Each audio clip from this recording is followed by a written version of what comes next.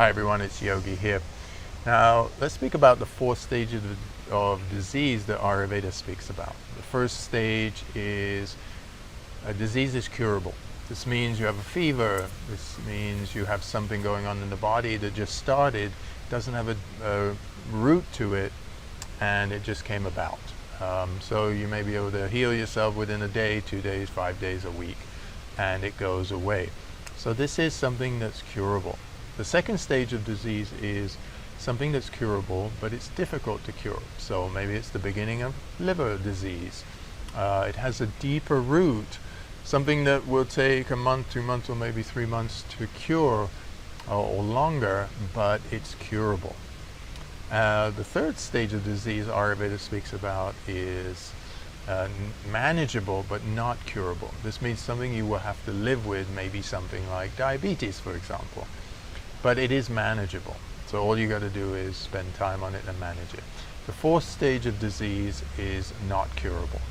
So Ayurveda is putting these in different stages so we understand, and the physician understands, or the practitioner understands, how to treat somebody, right? Because when we're in the last stage of disease and it's not curable, we want to get more deeply into not the physical side of healing so much, because we've gone past that, but we want to get into the mental and spiritual aspect of healing, much more deeper aspect, because our physical body is maybe wasting away, but our mind and our spiritual faculties are together and we can take them deeper.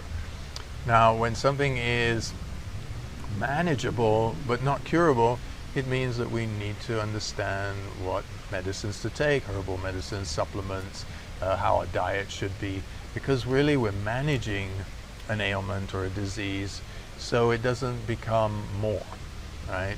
So at some point, for example, diabetes is totally manageable if you're taking the right amounts of insulin, or you're treating your body with naturally whatever you're treating it with, you're doing it at that level where it never becomes more.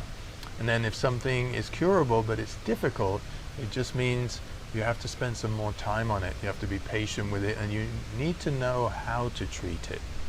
Like I said, if you have the beginning of some disease like liver disease, it hasn't rooted in the body yet, you need to take the right herbal formulations, or if you're going to your doctor, medication, and you have to be doing it vigilantly so you can cure the disease or the beginning of that disease. And of course, if something, you have an ailment that's totally curable, that's where most people are at.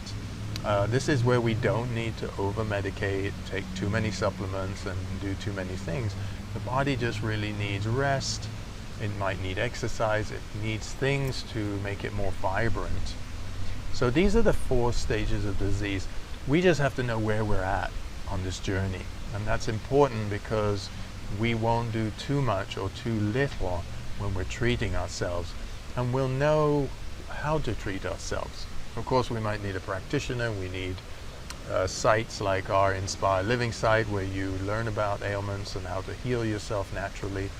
So you get the knowledge and you understand how to do it, but you put the effort behind it. But the four stages are very important to understand, because you'll treat yourself and you'll be treated accordingly, because you don't want to be treating yourself at the level of something is very easy to cure and you're treating it at the level of difficult. That will mean you will overtax the body, maybe with medication and things, when you don't need to. And this happens often. You kind of freak out a little bit and you think, oh, I've got something bad, but actually it's very manageable, very curable, and it will go away, because your body immune system and nervous system and digestive system is very strong.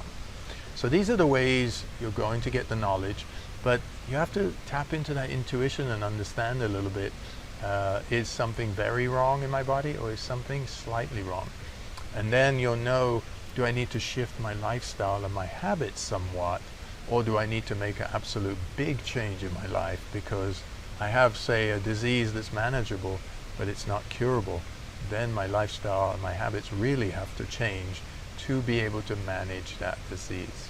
So I hope this really helps you, and please visit and go on, as you do, inspireliving.co, because there we have 60 different ailments that we speak about, and how you can manage them, cure them, and take care of them in the body very naturally and quite quickly. Namaste.